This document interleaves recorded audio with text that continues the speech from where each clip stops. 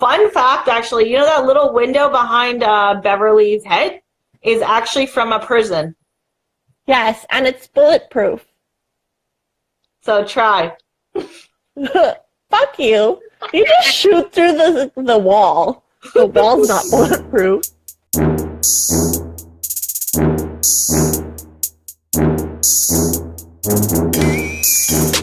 Hi, welcome to Marketing Beat. My name is Beverley Theresa. I'm a social media consultant. And today we're going to be talking about Ameet. Take it away. Wow. You haven't even been paying attention, have you? I forget. Ad extensions. There we go. It's written right there. Right there. God damn. Hi, I'm Ameet. I own an online marketing agency that specializes in pay-per-click advertising. And I have 9 years or 10 years. I don't know. I've had a lot of experience for a long time. Because you're old. I am. Okay, Ameeters. How many ad extensions are there? I counted 10 that you can manually do. And then there are automated extensions that are dynamic, but those are automated and made by people, basically. I thought there were like 30 or something. No, because I'm like, I want all the options. There's 10. There's one that's called Sitelink, Callout, Structured Snippet, Call Extension, Message Extension, Location Extension, Affiliate Location Extension, Price Extension, App Extension, Promotion Extension. Jesus. Okay, so are we going to go through all of those today? Probably not, because we have 22 minutes. And okay, hurry! Yeah. So,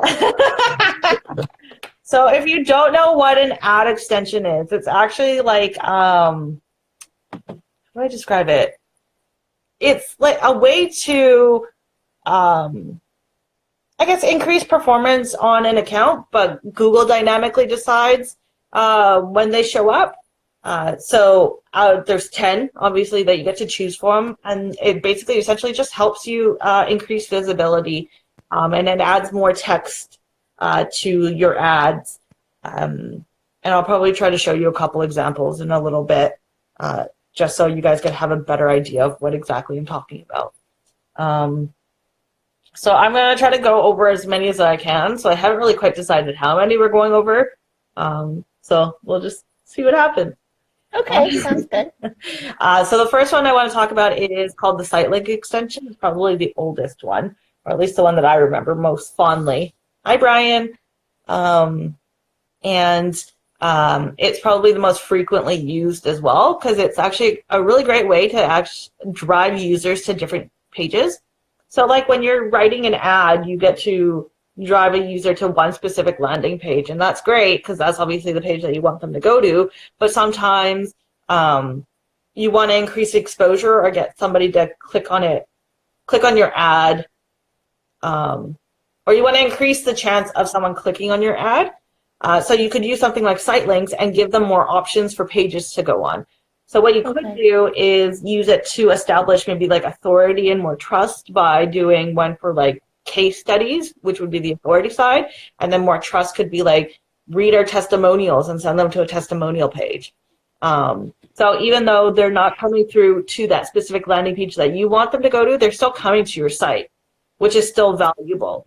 And I always think that that's always really a great idea, just because it kind of attracts users who are early in the buying cycle to at least come to your site. And then at the very least, you can actually add them to like maybe a remarketing list, or maybe they'll be in the, they'll be early in the buying cycle or the buying journey. So really they'll probably be in like the awareness stage. So they might reach out for more information, which is still great. Yeah, it's not a direct purchase right away, but it's still getting them through that door. So it's something that I always, it's one of the first things actually I set up in a campaign when it comes to site link, or it comes to ad extensions, not site links. I'm funny. The next one is call extensions. This one was actually it was one of my favorites for a really long time, but then the call only campaigns came in and then it was like whatever. But this one's actually a really popular one too, because you're able to drive users back into your business if they're on their mobile phones and they can just directly call you instead of going to your website that might not be mobile friendly. It's still surprising how many sites aren't.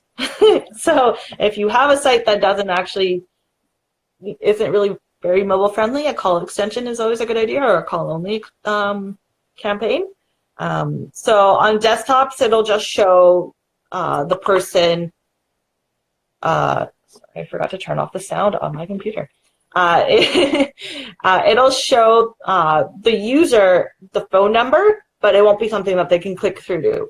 But on mobile, it'll actually be a clickable link where you can just directly call the business. Do people like calling businesses still? Oh, yeah. I do it for all my clients, and they all get phone calls from it. Okay. Yeah. So people are I think it's just a bit easier than sending a form sometimes. Yeah, that's true. And especially if you're on a mobile device, it's way harder to sit there and submit a form than it is to call somebody. Okay. And especially with like the other call out extensions, so like the message one, you can actually get people to text you instead. Oh. So there's options on both sides. If you use both, if you're using the call extension and you're like a solo business, it's always a really great idea to go ahead and just do the message extension too, because then people can call you or text you directly to your cell phone. Okay. Which I think is extremely valuable, especially with millennials these days. I wouldn't want to give a business myself my number though. I don't know. Maybe I'm just like, man, don't fucking text me. I know, but it's still there's some businesses out there that actually have like phone numbers directly just for that. So it kind of works out. I know for sense. Like me, I wouldn't want somebody texting my phone, but there's some people who are actually more than happy to give out their phone number. They're okay. So I mean, if you're one of those people, then obviously use the message extension. But the call extension is what I think is probably one of the more popular ones. I think message extensions are still being felt out. So basically, yeah. So if you have like people who book appointments with you or make reservations or consultations or something like that, or even like people who might have like really quick questions, or if you have like a dedicated sales team, like if you're an agency or something like that, then it'd be a really great thing to just kind of add in, because at least you'll have people, if they're booking an appointment or having a reservation, people would much rather call and make sure that they actually got that reservation or that appointment. That's true. Like submitting a form. Like I've tried to submit forms online for different restaurants, and I always have to call them just to make sure that they actually got it. Because then you're sitting around waiting for the confirmation, and sometimes they'll be like, oh, we're going to call you. And I'm like, well, when's that going to happen? Yeah, no, that makes sense. So, yeah. So call extensions are great, and especially for service-based businesses as well. You should always have that up and running at the very least. Number 3. Oh, I might be able to go through all of them. I'm kind of going through these super fast. The next one is called the Callout extension. So this is one that actually allows you to add more CTAs to your ad. And it's by adding, I think it's like 25 characters. So it's not a lot, unfortunately, and that does include spaces, but it's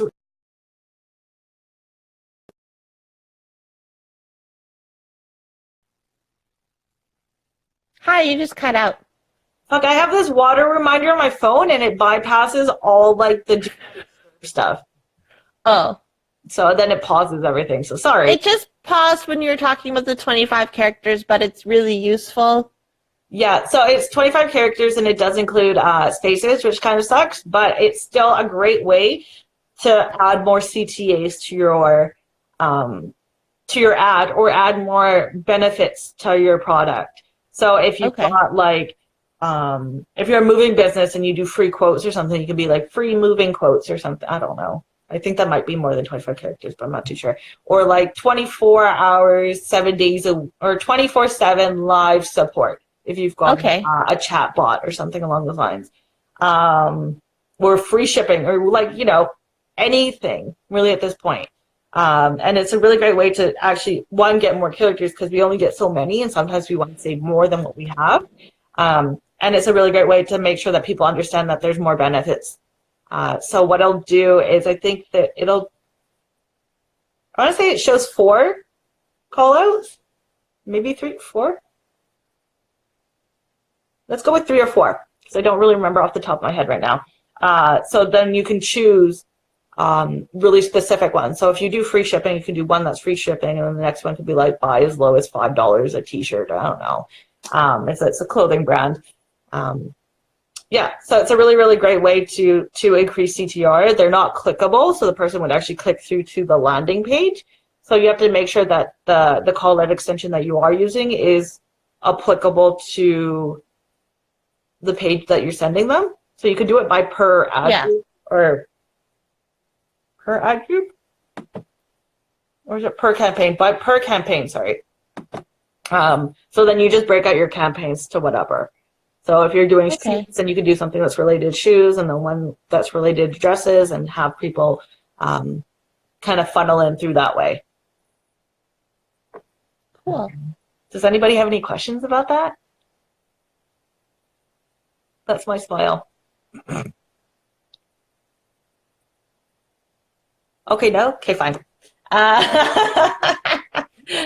Number 4 is structured snippet extensions. I don't know. I kind of teeter back and forth on these because sometimes they're not applicable for the brands that I work with, but it is what it is. But it really does capture your attention because it does elongate everything, which is kind of cool. So instead of having an ad that looks like this big, it actually makes it like this big. So you're taking up way more screen real estate. I'll actually show you one. I have it right in front of me right now. Let's see. This. Oh, okay. So then this is the structured snippet, and this is the actual ad in itself. And what I'll do is I'll actually show you the other one. So call out extensions are like this. So this is 1, this is 2, 3, 4. Okay, so there's 4. Okay. So it's not a clickable thing. It's just literally just an extra line in there. Call extensions would look like this. There's just that phone number right there. And then site links look like this. So there's an extra link here, but then you can also add text underneath all this stuff. So this example doesn't have it, which is a bit annoying, but yeah. Well, maybe if you had your own blog, you could add examples that you like. I would, and I will one day. I'm trying to figure out how to I have my phone differently, sorry. I need to stop moving around. Yeah, there. So yeah, so the structured snippets are essentially a way to create like a hyperlink headline in a sense, and then you're sending people to key pages with adding some text underneath. So it's a really great way. It's like essentially like a site link in a sense, just a bit more more refined, I guess, in a sense. I don't know. Do you have to pay extra for that? No, so they're within the advertising suite of Google or Bing, whatever one that you're using. So basically, what actually ends up happening is if the site links, or not the site links, if the ad extensions actually increase CTR, it actually increases your quality score, and it's a great way. And that means it actually lowers everything. So if you're using them properly, they actually cost you less money to use. Cool. If you're using them improperly, well then yeah, it costs more. Really, right? That's cool. Yeah, so it's like, yeah, really nice. So with structured snippets, you can send people to like an About Us page or a testimonial, or I don't know, a bunch of other pages. Wherever you really want to put them, right? Oh wait, no, sorry. Oh, I fucked that up. That's basically what you do with site links extensions. So structured snippets are a bit. It's hard to talk about things when you just do them. Yeah, and then I just get them jumbled up, and I also drove for like 12 hours yesterday, so I'm still a little groggy. But this is what a structured snippet's supposed to look like. I swear I know what I'm doing. So that's what it's supposed to look like. So basically, they'll give you a couple options of like how everything, or no, like different products. So you could be like, oh, I want to do something in relation to like the destinations that my company sends people out to or whatever, or like a travel agency, I guess you can say, right?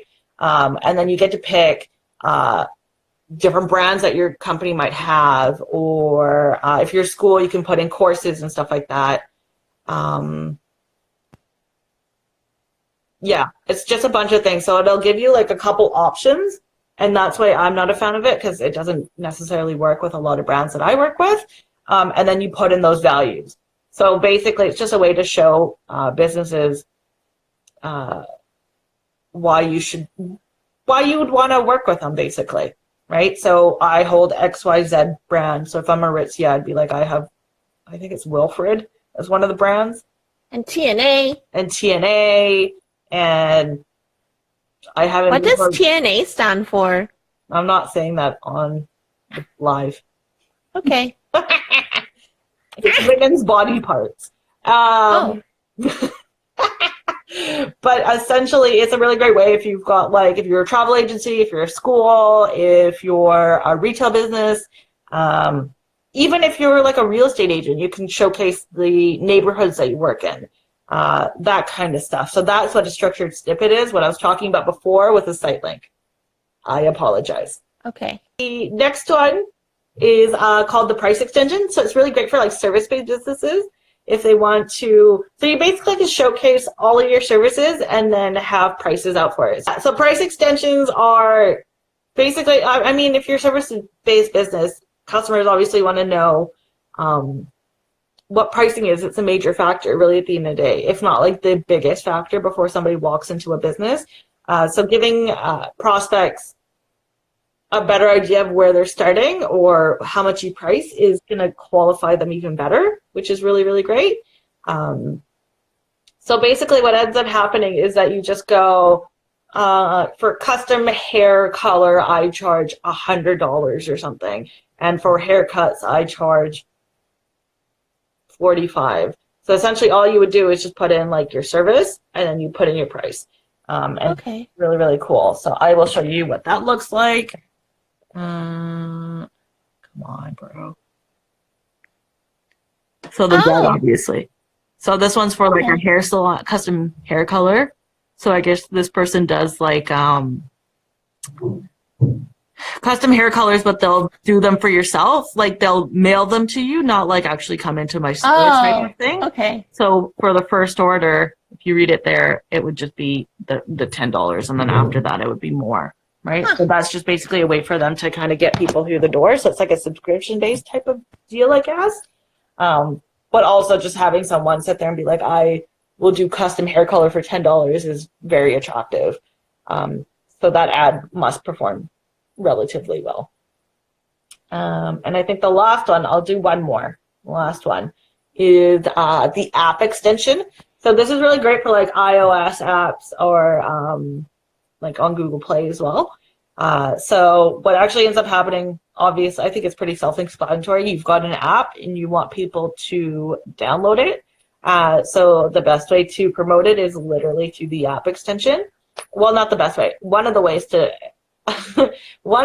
promote it is through the app extension. So essentially all you would do is literally just put in the URL for where your app is sitting or wherever it is. You'd find it. And then from there, they actually direct users to just install the app. So if there's a price to your app, then it would sit there and be like, okay, well, it's $3.99. If it's a free app, people would just be able to go directly into, or they would be able to download the app directly from the search engine page. So obviously, this is only for mobile apps.